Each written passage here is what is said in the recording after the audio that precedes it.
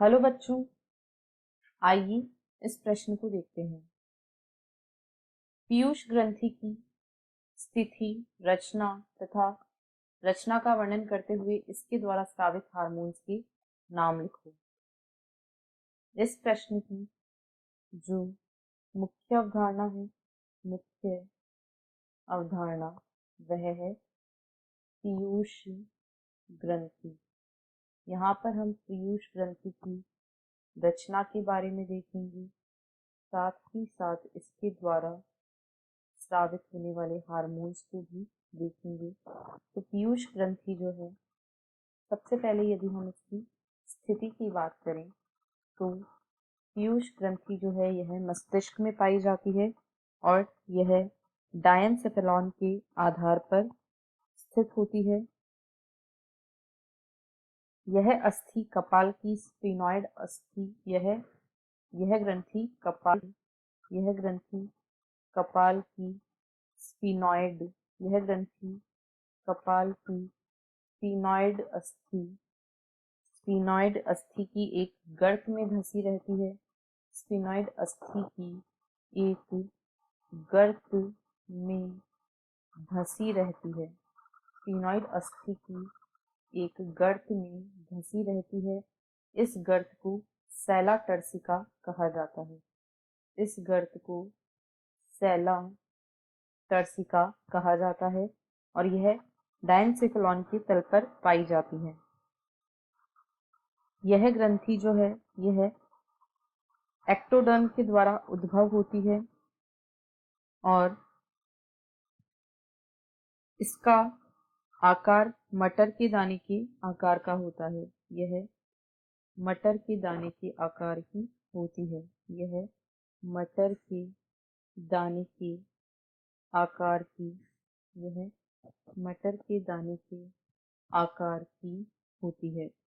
अब यदि हम इसकी संरचना को देखें, पीयूष ग्रंथि की संरचना को देखें तो पीयूष ग्रंथि जो होती है यह मुख्य रूप से दो भागों में विभाजित रहती है।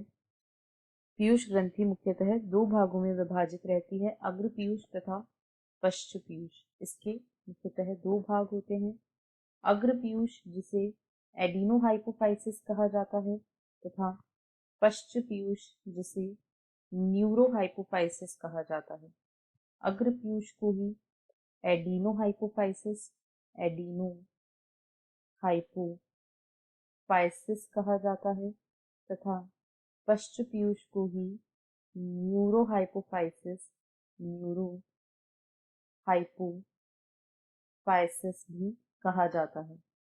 यहाँ पर यदि हम अग्र पीयूष की संरचना को देखें तो अग्र पीयूष पीयूष ग्रंथि का 3/4 भाग 3/4 भाग बनाता है। यह पीयूष ग्रंथि का यह पीयूष ग्रंथि का 3/4 भाग होता है और यह खुद 3 भागों में विभाजित होता है, पार्स डिस्टेलिस, पार्स ट्यूबरैलिस तथा pars intermedia. Pars distalis, tuberalis, pars distalis, tuberalis तथा पार्स इंटरमीडिया, ये तीनों अग्र पीयूष के भाग होते हैं।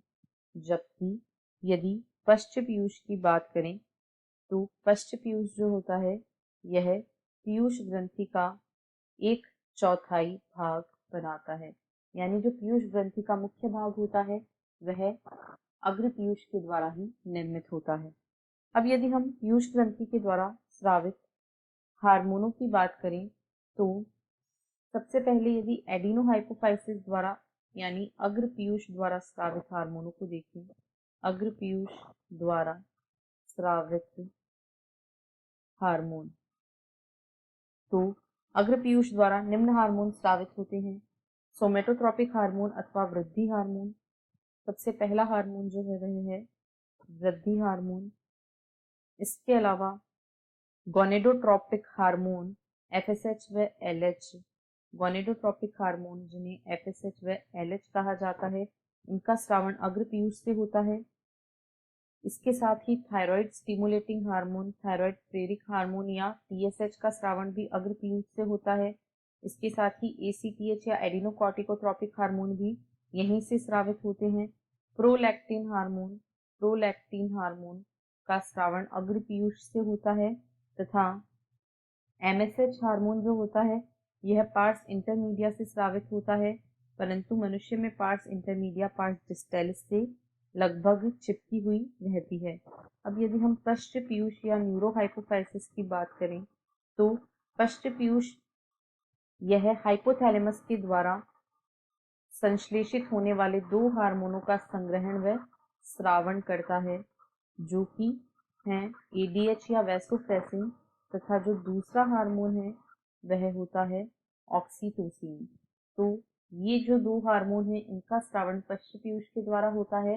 हालांकि ये संश्लेषित हाइपोथैलेमस में होते हैं, परंतु संग्रहित व स्रावित पश्च पीयूष द्वारा होते हैं। इस प्रकार हमने पीयूष ग्रंथि की स्थिति, रचना तथा इसके द्वारा स्रावित होने वाले हार्मोन्स को देखा। आशा है आपको प्रश्न समझ आया होगा। धन्यवाद।